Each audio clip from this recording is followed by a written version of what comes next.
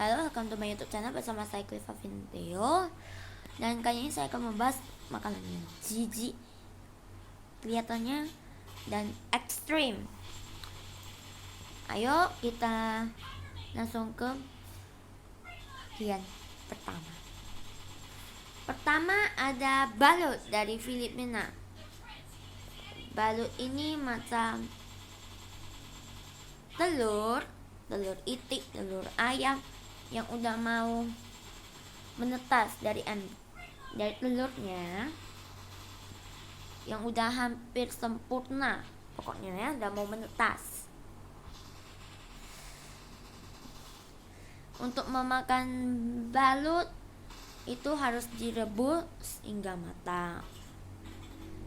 Balut juga dimakan di beberapa negara di Asia Tenggara lainnya seperti Kamboja, Vietnam.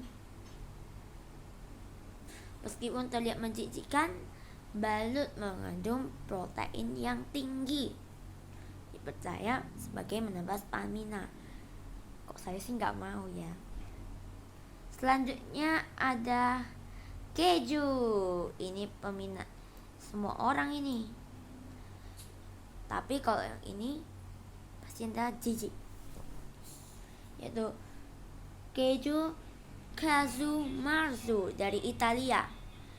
Ini keju tradisional asal Sardinia, Italia. Ini dibuat dengan keju pecorino yang terbuat dari susu domba. Lantas apa yang membuat dia menjijikkan ya? Kan biasa-biasa aja ya kan, dari susu domba ya, susu biasanya. Dia memanfaatkan belatung yang menghasilkan enzim yang mengakibatkan keju tersebut lambat membusuknya. Kan jijik ya kan. Dan sebagai info tambahan, Casu Marzu dilarang dijual di negara Eropa. Selanjutnya ada Duong Dua dari Asia Tenggara lagi. Duong Dua ini macam ulat sagu. Ya kan, pernahkah kalian yang memakan ulat dari pohon kelapa? Ulat sagu ada di pohon sagu, ada di pohon kelapa, pokoknya pohon lah. Negara Vietnam terdapat makanan yang terdapat dari ulat pohon kelapa yang bernama Duong Dua. Penyajian Duong Dua itu kayak mana sih? Penyajian Duong Dua itu bermacam-macam.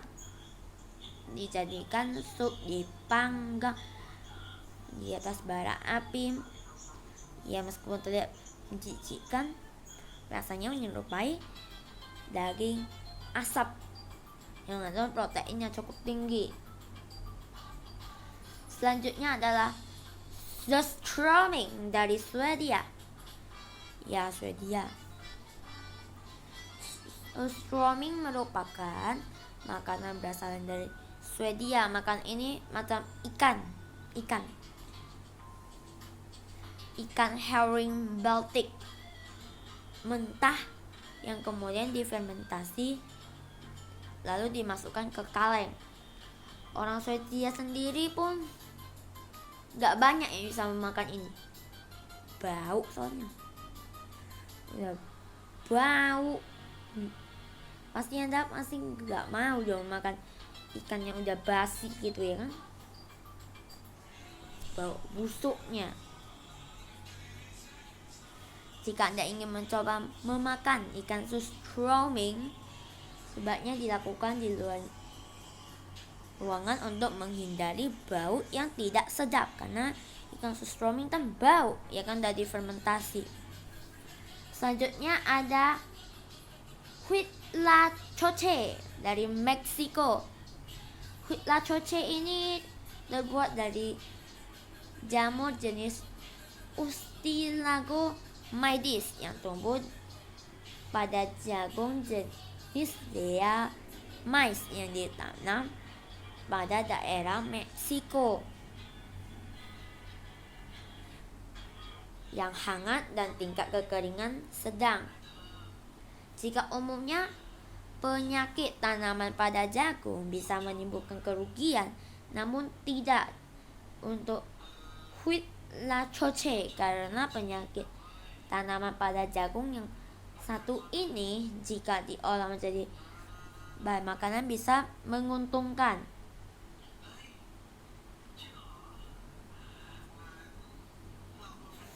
Bisa menguntungkan banyak protein gitu. Yang selanjutnya adalah Thịt cham dari Vietnam, yaitu sup darah mentah. Sup darah mentah ini berasal dari hewan bebek, angsa, babi yang membuatnya menjijikkan. Tentu saja bahan utamanya yang terbuat dari darah segar hewan. Ya nggak mungkin dong Anda pengen makan darah segar hewan, nanti anggap psikopat itu namanya. Untuk seporsi thịt cham sebelumnya, darah segar harus dicampur dulu dengan garam ataupun saus ikan yang encer guna mencegah darah menjadi beku. Kemudian ditambahkan daging panggang atau goreng di atasnya dan juga min di atasnya. Biasanya thịt cham disajikan pada saat acara pernikahan dan juga tahun baru Imlek. Menurut masyarakat setempat, thịt cham memiliki khasiat mengatur panas tubuh dan juga mencegah anemia, kekurangan sel darah putih atau merah, dan lupa saya. Habis itu thịt chuột dari Vietnam lagi, yaitu tikus panggang. Ya, bukan tikus panggang yang berkeliaran di rumah loh.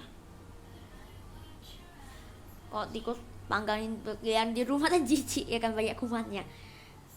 Dan mungkin ini tergolong jenis makanan yang ekstrim karena bahan utamanya terbuat dari tikus utuh. Thịt chuột yang dalam bahasa Indonesia berarti daging tikus adalah salah satu makanan yang berasal dari Vietnam dan Thailand. Bukan dari Vietnam aja, dari Thailand juga. Biasanya tikus yang digunakan adalah tikus sawah. Tikus sawah yang biasa di sawah-sawah gitu. Ya, dan bukan tikus got ya yang di rumah-rumah berkeliaran gitu.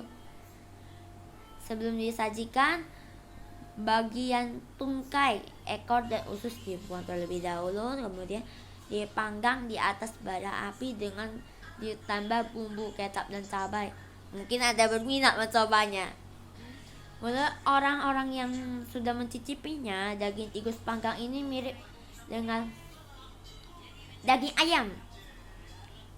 Boleh lah ya, tapi jijik makannya. Selanjutnya ada tarantula. Udah denger tarantula aja udah ngeri-ngeri. Bagi yang makan tarantulanya digoreng, makanan dari Kamboja. Ya, udah takut-takut, udah bisa fobia, Anda coba sama apa? Namun di Kamboja ini lumrah dimakan, tepatnya di kota Squan. Tidak aneh bagi pedagang kaki lima di Kamboja menjual tarantula.